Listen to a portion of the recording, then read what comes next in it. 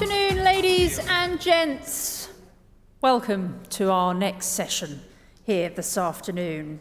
Now, we'll be discussing the creativity with a conscience, advertising to young children. Charles Wigley, Chairman of BBH Asia, will introduce our panel today. So please do welcome Charles to the stage. Thank you, Mel. Hello, everybody. There's a few people at the back of the class, aren't there? But I suppose that's appropriate anyway. Thank you for coming, those that have. I hoped a few more people would care about the children, but never mind. That's modern society. Who here is a parent, by the way?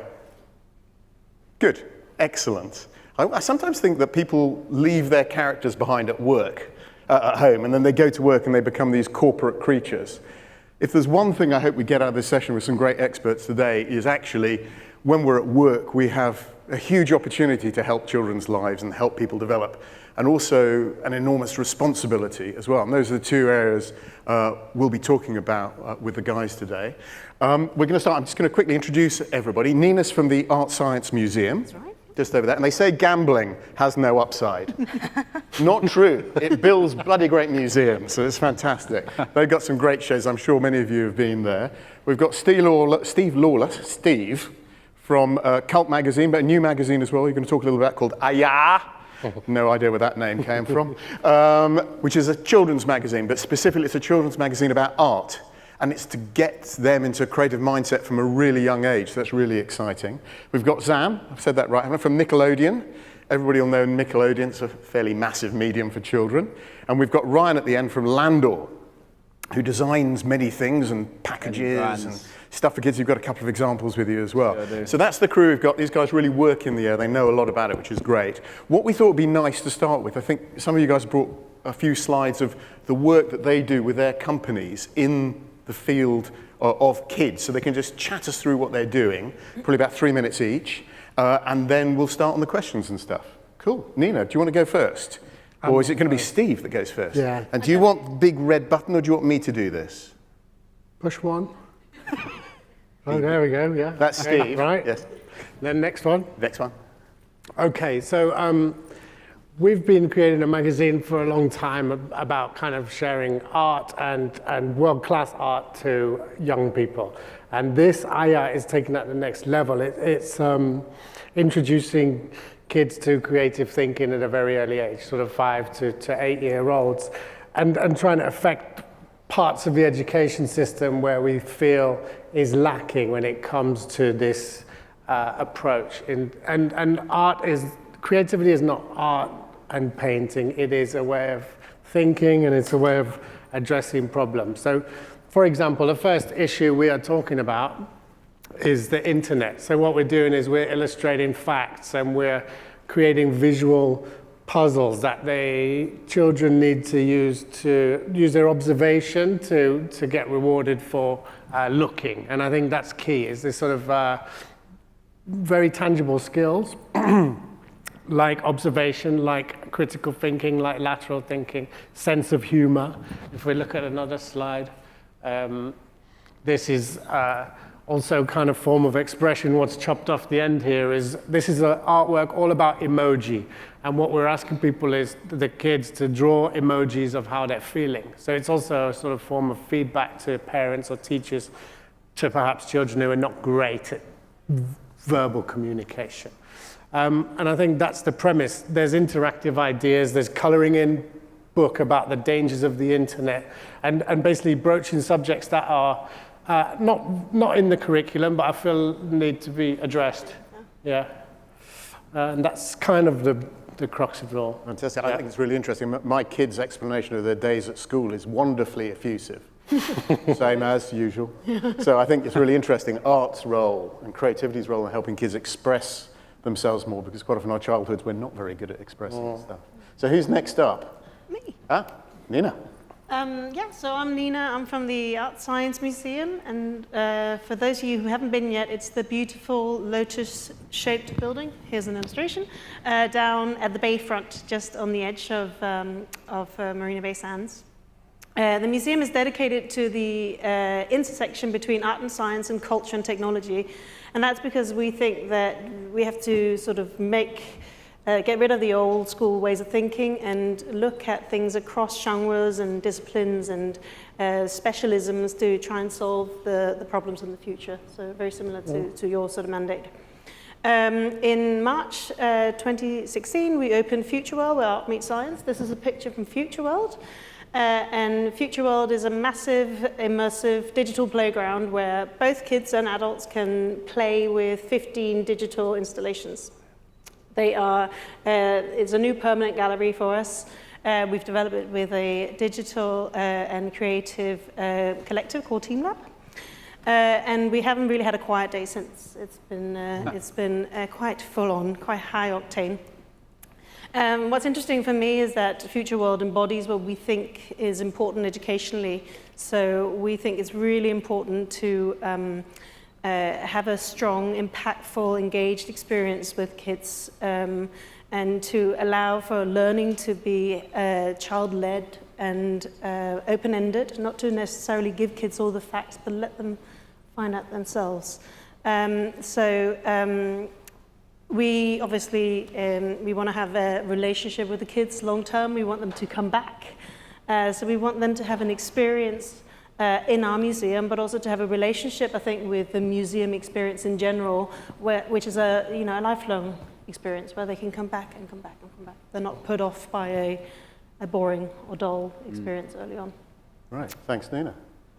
I think we've got a few slides from your work, right? Yes. Hello, everyone. So I'm Ryan. I'm the creative director for Lando Southeast Asia. My job is to look after all of the wonderful ideas that my team create there and make sure that they emotionally engage with our audience. And on the next slide is something that we're immensely proud of at Lando, one of our latest projects. I'll let you watch this and then we can pick up the conversation.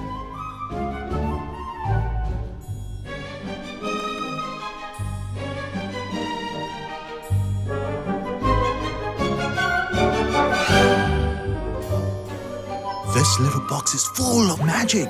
Don't believe me? Take a look inside.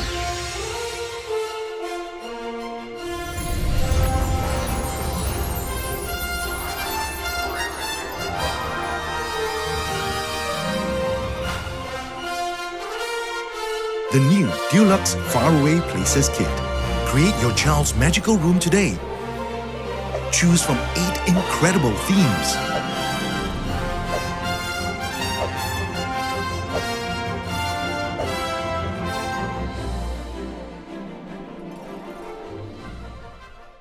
So as a creative director, you can imagine creativity is something that's usually important to me.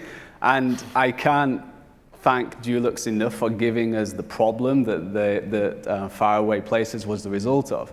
They came to us and said, how can we get our paint into toy shops? So we married the insight that every parent who is obviously in the audience today wants the ability to give their children these amazing rooms that foster creative learning and inspirational thinking.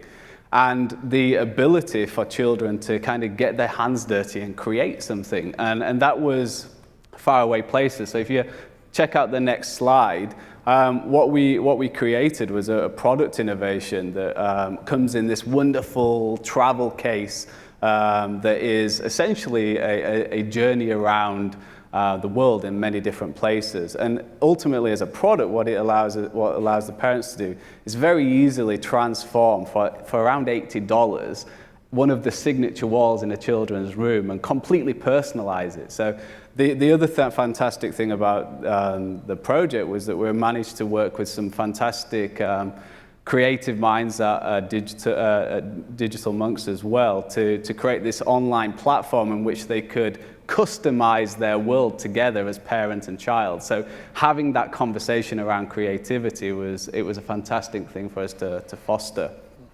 The next project I wanted to share with you was actually a project on the next slide, please.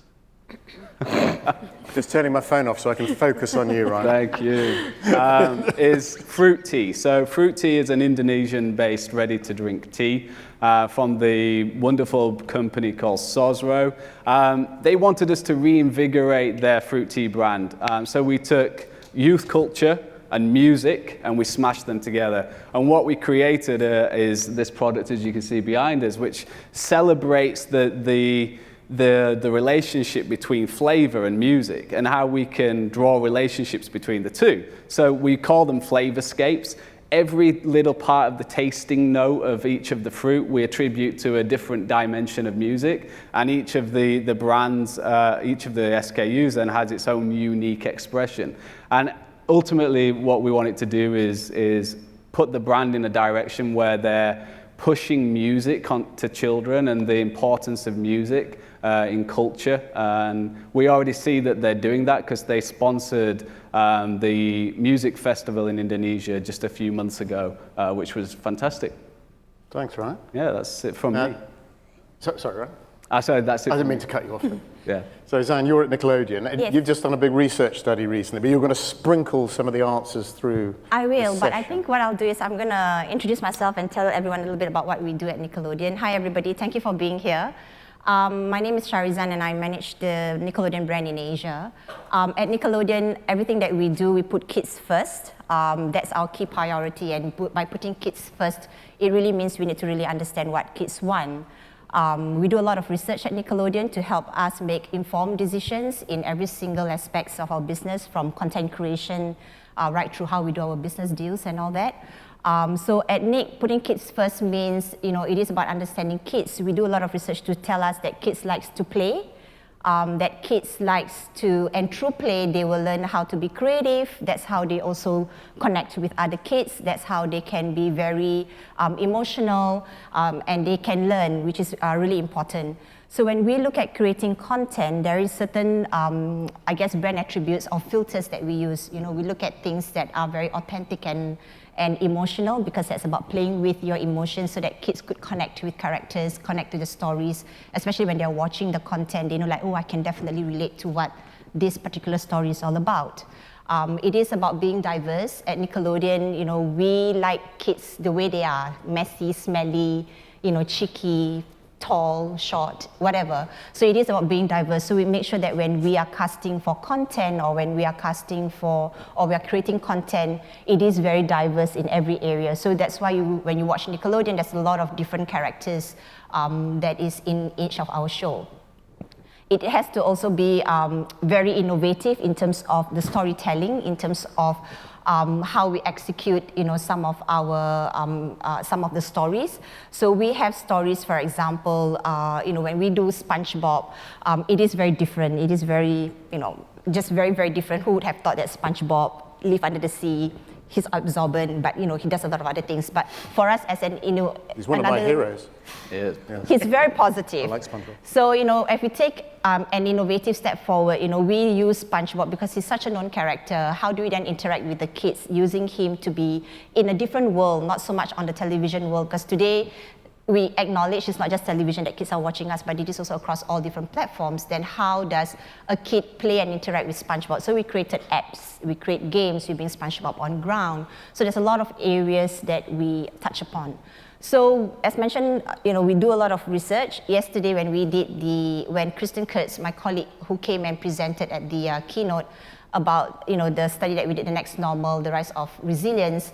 What we noticed from that research study, especially for kids in Asia, some of the key passion points, I would say, are three things that I would mention. One is kids today wants to spend a lot more time with their families and their friends. So if you look about spending more time with their families, at Nickelodeon we do a lot of events, not just in Singapore. In Singapore we do a big event called Slime Cup. We have events in Malaysia like SpongeBob Run, or we have events in the Philippines called Day of Play. It is about playing with their families and their friends. They also want to have a lot more time to relax and have fun. And that's why the storytelling has to be entertaining and funny, and fun and funny is definitely one of the other attributes that we are that we always look out for when it comes to creating content. And then the other thing is they like to go on a holiday. And as you can tell, there's a lot more people who are traveling these days. So for Nickelodeon, we want to be where kids are. So we have Nickelodeon Themeland, for example, in Sunway Lagoon. We have Nickelodeon stores in Dubai. We have Nickelodeon Hotel in Punta Cana. So we want to be where kids are, and we want to be able to tell kids that they can interact with us, they can experience us not just on the TV screens, but also out of the television screen. So it is about playing with the brand. So I have 3 different spots that I'm going to share. The first spot shows a very, it uses a very popular character from Nickelodeon, of course, and it also uses things that kids can find easily at home. One of the things that kids do a lot is DIY stuff. So that spot will show how we bring that to life. Yeah. So if we can just So shall we play the spot first?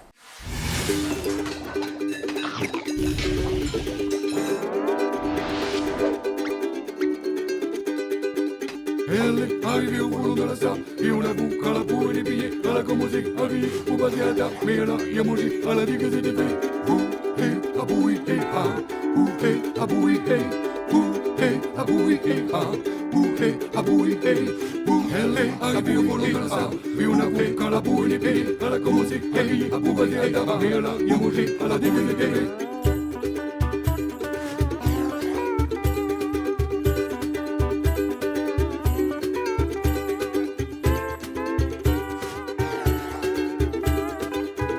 Arrivé au volant de la salle, mais on avoue quand la boue est payée, elle a commencé à griller pour passer à table, mais elle a rien mangé, elle a déguisé des veilles.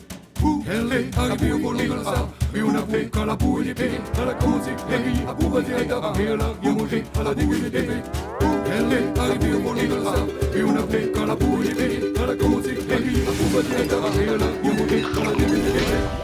So that's Mr. Krabs from SpongeBob. Zan, sorry, can I interrupt you because I'm a bit worried about question time Sure, on this, okay. because maybe we'll come back and watch a couple Sure, of others not a problem. Towards the end. Is that okay? Yeah, that's fine. Cool. If I just click through, I think, that looks good. We'll do that later. It's good. No? Oh, too far. Can you flick us back, guys? Oh, never mind. Can you flick us back, guys? No, never mind. Anyway, we shall carry on. I thought there was some quite interesting thing going on here, just in the way we're seated. So the commercial opportunity, I think, with children is obvious to everybody. There's that kind of, my first Sony, get people in young, they stay for a long time. You get families into, a museum. That's 4 or 5 tickets, not 1 for a single or 2 for a couple. So that's very obvious. But it's interesting because I think, Ryan, you're probably closest to the commercial end of the spectrum at that side. You're making sugary drinks in Indonesia, mate. Yeah, that's it. Zan, you run a TV channel, a lot of advertising on that. Steve, you're kind of in the middle. And Nina, you're probably furthest away, running an art gallery, as you do. So my question, I'm going to start with Ryan on this. What do you think the best things that brands can do with kids, and what is the worst? Oh, wow. Obviously, the best thing for them to do is, through the interaction with their brand, is to educate them in any form, right? Teach them about moral compass, teach them about creativity. I think brands these days have an obligation to do that. Not most, well, there's a lot of brands that actually don't take up that obligation. They see it more of a permission, something that is debatable. I think the worst thing that they can do is shy away from the fact that their brands influence the character of that children. And being oblivious to it is, in my opinion, completely irresponsible. Everything that we push to our children is going to affect their world character, their world understanding. So we have to stand up and take responsibility for that. That's a strong point. Anybody else on that subject of the worst and the best things that brands can do? I do agree with him. And at Nick, every time when we get a brief, whether internally or when we work with the sales team, we always ask ourselves, how do we send those messages to kids, and yet at the same time making sure that we are protecting them. So there's a lot of debates. We'll push boundaries where we can, but of course we do need to protect the kids, because that's the ultimate. For us, it is about putting kids first. So ultimately, that's our audience. Steve, Nina? I think you talked about research. I think that's quite interesting, how many brands research with kids, but then tune that feedback into something of value instead of just regurgitating what the kids said and making it their own message and sort of doing what they wanted to do anyway. And I think genuinely listening is something that brands could do a lot better. And especially in this area, if they're trying to form lifelong partnerships, then that's another way of thinking. A lot of the brands of children kind of only last a few years, or they're quite short relationships, so maybe they are a bit more disposable with the responsibility. They're like, well, in a couple of years, this kid's not going to be buying our stuff anymore, so we don't really care about them that much. And so getting that responsibility is quite important, I think, or taking the responsibility, rather. Well, for me, it's about having an engagement with the kids, making sure that they're not growing up to just be passive consumers of the world around them, but teaching them that there's an engagement, and that we respect their opinions, that we trust their opinions, and that they matter. So that their choice matters, so that they grow up with the confidence to charge ahead and choose. And I think all brands can do that, really. I think it's an important responsibility for all to take. And I think also we talked about not talking down to kids, really sort of respecting them on an equal path, and listening to what they have to say. There's an interesting theme in a lot of your work, actually. Things down with the events and do your own stuff in the kitchen there, making Mr. Crab, and the art science, which is so interactive, and Steve, your stuff as well, which is, I think there's a lot of fear around educational systems in Asia that they're actually relatively one way. I mean, they're very high standard, many of them, but they're one way. That doesn't necessarily encourage kids to explore the world as much as perhaps they're going to need to for the next phase of the region's development, when we're going to have our kids being a lot more kind of front foot about things. So I think that's an interesting point. Is the buzzword enabling? Yeah. So, for example, like with the art generation in the museum, or some of the kind of kitchen creative, there's no wrong answer. There's no like, oh, I got that wrong. So the confidence is an outtake, even if you're just participating. Then confidence building is kind of a key characteristic. I think that's a really interesting point, that notion of no wrong answer. Because I think so many kids are brought up with the fact that there are only one right answer, and actually just opening them up to that very simple notion in early play, that there are different ways of solving problems, there are different answers to things. And taking it's potentially really powerful, taking risk for us is really important, that sometimes when we do projects with kids, allowing it to fail, because I think very often, both in across the many educational systems here in Singapore, kids are very used to being pushed to do well. Parents are very involved in their education, and maybe it's also good sometimes for kids to try things on their own and for them to fail and learn from that. Some of the best learning opportunities happen when things don't go according to plan. So, but that's not something many kids are comfortable with. It's interesting, I think Tanya was mentioning the other day, this getting some traction in the educational world, the notion of different types of intelligence. And that actually quite often places are very focused on one type of that intelligence. But actually there's many different types, interpersonal, academic, mathematical, artistic, and actually children should be encouraged to explore them until they find the area they feel strongest in, basically. So one of the things, again, with our content, especially with the preschool space, we have a study that we did called Little Big Kids, and from that study, there were 3 things that came out. For the parents' perspective, they empower kids to enable themselves to do things on their own. So it's about role playing, and as the more kids role play, the more they become more confident. It's about building their confidence, and when they go outdoor and play, it's about being resilient and all that.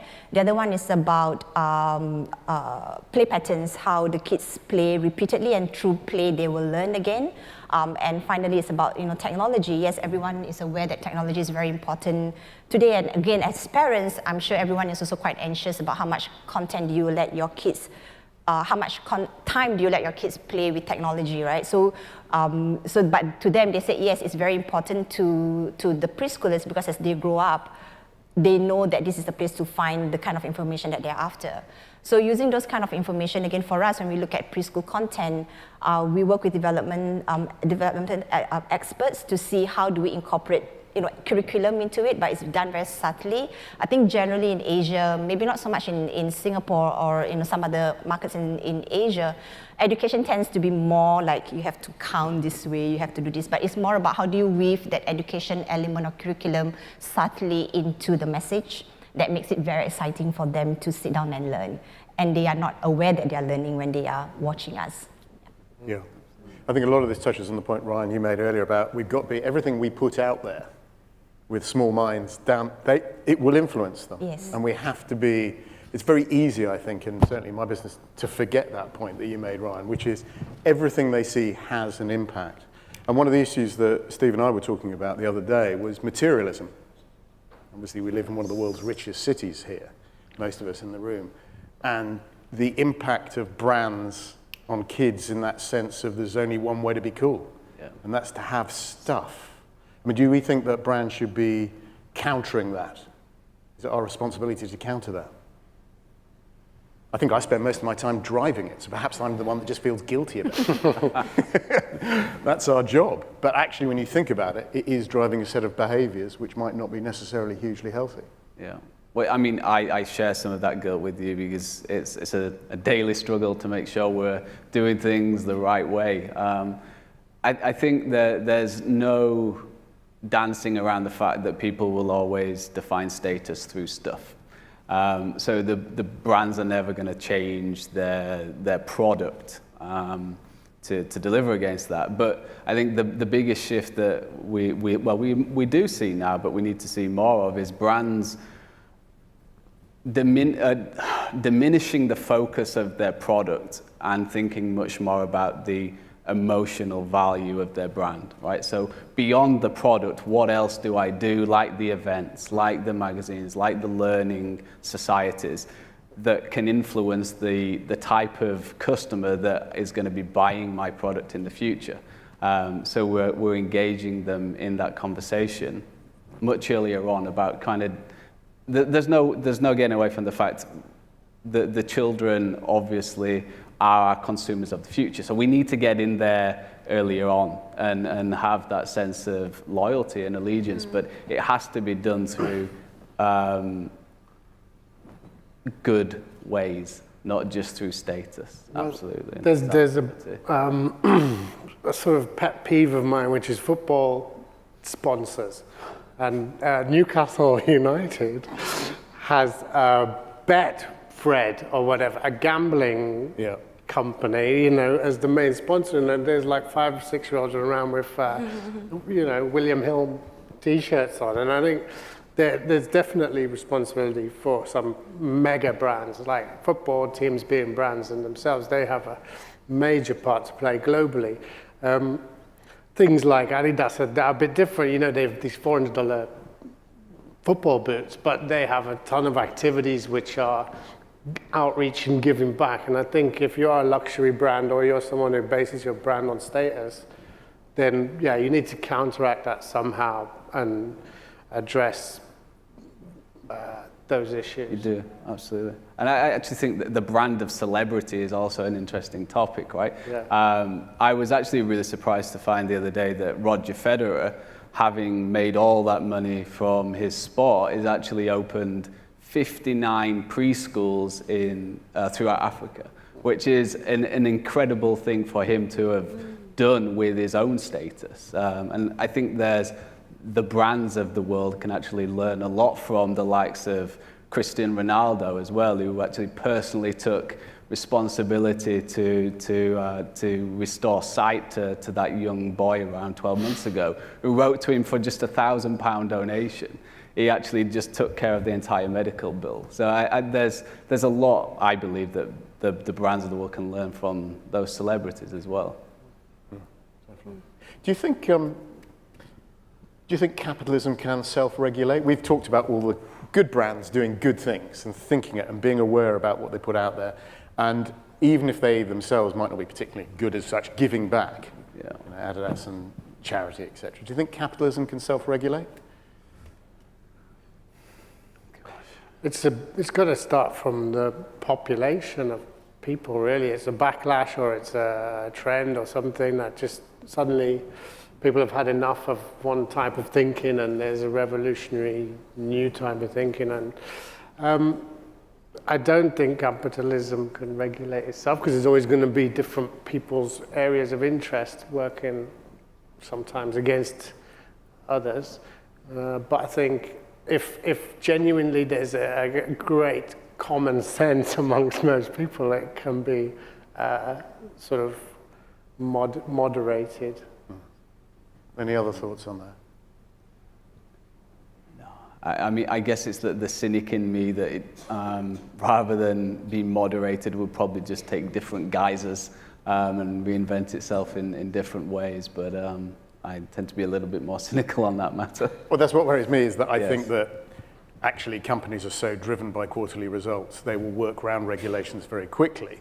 But then again, in environments where the regulation is very strong, Singapore is one of those actually, where it is relatively strong and quite clear. I think it's probably quite a helpful thing. Yeah, Do you think Ronald McDonald should still be in existence in the modern world? We're having conversations about diversity, about sexual representation, and we've got an evil clown selling burgers to 6-year-olds. Personally, That's us and the McDonald's account over with, I can tell you that. Anyway, no chance there. Anyway, no, it's a thought, because he is very powerful. He's a brand asset. I don't know. I mean, he's just another brand of fast food like Pringles or Coca-Cola. There's no going away unless they go bust. If he dies, another Ronald McDonald will pop up. You know, it's. I was putting you in charge briefly, Steve, but you didn't take the opportunity at all. It's over to you, right? Now, we've only got 10 minutes left. I'm sure there'll be some questions from the floor. Who has a question here? Absolutely nobody. Wow. Tanya. Hang on. The man with the microphone is jogging towards you. Ryan, I wanted to ask you about the Dulux. At the beginning, you were talking about how they wanted to get into toy shops. And I was just wondering whether you managed to achieve that. Because I imagine it would have been quite challenging. And if so, like, what area was it? Was it like arts and crafts? And how challenging was it? And how many toy shops just in Asia or around the world? Actually, we, being brutally honest, we haven't made it into the toy shops, but we've definitely made it into out-of-category shops. So the product is going to be displayed in courts, which is a fantastic achievement for a brand like Dulux to be in such a consumer-centric part of Orchard. So that's been a big achievement. But as a marketing team, the Dulux guys are incredibly focused and genuinely inspiring to work with. I have no doubt that they will get into the toy shops. It will be in Toys R Us within the short term for sure. Because I genuinely think it has the ability to develop creativity in children, particularly when you think of beyond the kit itself, the digital ecosystem where the mum and the son can create his mural together through the wonders of technology. Like the lion can go over there, he could be roaring if he wants to. They've got absolute control over it. So it's just a matter of time, genuinely believe. And I've just got one other question for Zan, because you were talking earlier about brands and how you deal with them with your sales team and your content team. And I was wondering, like, maybe some of the challenges you've had with brands wanting to use your platform to connect with children. And I'm sure they've got their commercial kind of objectives and you want to protect the children. How do you reconcile the two, and what are some of the challenges? Maybe an example. I think in terms of when it comes to creating bespoke solutions, we look at what is their objectives and how is that aligned to our objectives. So we have worked with Health Promotion Board, for example, and they told us exactly what they wanted. So we come up with the creative storytelling, based on some of the key attributes from our shows, and how do we then weave that with some of our properties. So we are very careful to see which are the ones that match and which are the ones that do not match. But most of the time, our sales team, when they come to us, there's always, the clients that want to work with us are definitely the clients who are trying to reach out to the kids, so they really understand that. And to us, it's about going back to them and say, these are the things that we can do. This is the things that you can do with our properties. These are the things that you cannot do with our properties. And these are the things that our brand attributes are, and we have to work within these parameters as well. So I think making sure that that's shared up front, so we know what are the boundaries that we're working within. Thank you. Other questions? None. Wow, tough crowd. It's a really tough crowd, isn't it? There's never questions. No other questions? We can watch the video. You can watch Let's our watch your videos. video. So we have 2 more videos. They're very screen passive, this audience, you know. It's just one way, they don't want to explore. Let's play Zan's second video, and you can chat a little bit about that. Yeah, just tell a little bit about the next upcoming video. It's one of our CSR program where, we know that bullying is big in school. So we created this from a kid's point of view, the story of this kid being bullied and what they can do. And we work with UNICEF in Malaysia to make sure that when there is a call to action where we get kids to then call UNICEF in the event they get bullied in school. Take a look. Hi, I'm Daniel, and this is the story of how I've been bullied. There were a group of boys at school that were beating me up every week for no reason. They would hit me and punch me, and it really hurt. I wanted to cry, but I refused to because I knew it will only make them hurt me more. I got really depressed and afraid to go to school. I even called out sick 2 days. I didn't want to tell my parents because I thought it would upset them. And I didn't want to tell my teacher because I thought it will make things worse. So I went to my uncle because I can tell him anything, and he really helped. He let my school know what was going on, and they put a stop to it. Now I don't have to wake up afraid.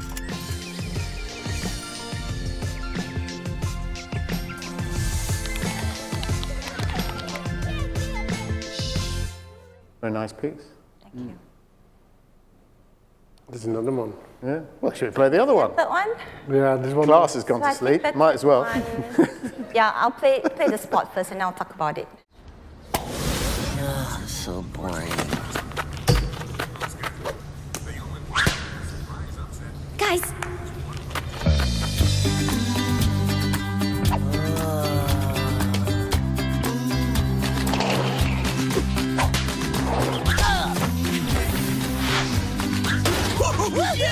Capri Sun Organic is a proud sponsor of Nickelodeon's Worldwide Day of Play. You can find more crazy game ideas at pushplaygames.com. Ask a parent to go online. So Capri Sun was one of our sponsors for one of our on-ground event called Day of Play. Day of Play is an event where we get kids to get up, go out and go play. We did that in a few markets around the world, and recently we did it in the Philippines, and we're really serious about getting kids to get out and to go out and play. We actually shut down the channel for a couple of hours, and during that period, the channel really goes black, and during that period we'll tell them, seriously just go out and play with your friends or come down to our event. So we're really serious about that. So with Day of Play, Capri Sun came to us and they wanted to be a sponsor, but they also wanted to see how they can incorporate some of their elements into our entire campaign. So that's the reason why we have that opening. We introduced the packaging, and then everything else is about teamwork, it's about playing, using turtles as our main key feature. And because turtles has a lot of also positive messages, it is about brotherhood, it is about doing things together. So we use that and we weave it into the story. And we shared that, with our clients. That's very nice. So, Zan, you actually closed the channel down, did you say? Yeah, we did. Shut down for a couple of hours, about 2 to 3 hours. That's a brand actually tangibly doing something. Because we're really serious about wanting kids to be active. Yeah. So that's the seriousness of it. We will shut down our channel to really tell kids. Is that going to become an annual thing? We've done, Day of Play is not new in Asia. It started off in the United States and it has traveled around the world. We did it a couple of years ago in Asia, and then we brought it back again in the Philippines just recently, and we will want to continue doing that. I think what's also interesting in the United States when, and again you're talking about working with very known figure, right, or celebrity.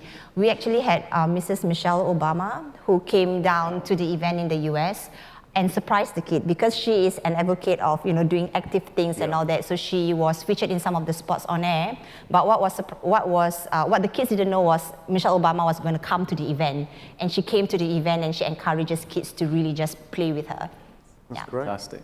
I always thought it's one of the most annoying things any parent can say to their child is, don't do as I do, do as I say. Yes. And the notion of modeling behavior, because that's what kids do. They will do exactly what we do as adults. Yep. And I suspect they will mirror the behavior of aspirational brands. So we talk about that a little bit. How should brands act as role models? Almost. Ryan, you talked earlier about footballers. Yep. Like, they are just massive heroes to these kids? Absolute heroes. But like, honestly, there's only a few of them that actually model behavior that as a parent, I mean, I'm not a parent yet, hope to be soon, but I wouldn't want my child imitating, particularly the stuff that is always in the headlines. There are very few, I believe, that do a genuine good for the world. Obviously, Beckham's a fantastic example, as I said, Ronaldo. Honestly, as the general public, can we really cite any more? Well, what do you think brands should be doing? What should brands be doing more of in terms of, I mean, obviously what you're doing, Zan, that's an interesting thing. It's very clear. It's a physical action, isn't it? We use the channels to hero this kind of good behavior. So whether it's billboards or bus wraps or something, or use the sort of mass communication tools they have, incorporate not sort of finger wagging, but general, like good, positive social ideas. And then you're basically using the existing network that's been set up through advertising, but to demonstrate or hero or celebrate these kind of acts of goodwill and good nature. That's interesting, actually, using mediums that are already out there, that are already owned by many brands. A lot of brands actually communicate act in the right way. Brands are starting to align themselves with social causes or ideas, whether it's gay, lesbian movements, and brands are firmly aligning with those ideas, or whether it's food, famine, water, all these ideas. Brands are starting to take a stance, or at least appear to. And more of that, please. Yeah. I think that notion that we started with Ryan's comment about everything we put out there will impact them. It's the one thing in my head after this. Remember that you came up with the idea, you promised me to make it, Steve. The Boy with No Phone, which I think is just a brilliant book or video title or something like that, because that notion of challenge accepted. The Boy with No Phone, or the Girl with No Phone. Anyway, thank you everybody. Thanks a lot. Thank you, Ryan, Dan, Steve, Nina. Thanks a lot for your expertise on this. Thank you everybody. Could have done with a few more questions, class, but okay, we'll try better next time. Thank you very much, everybody.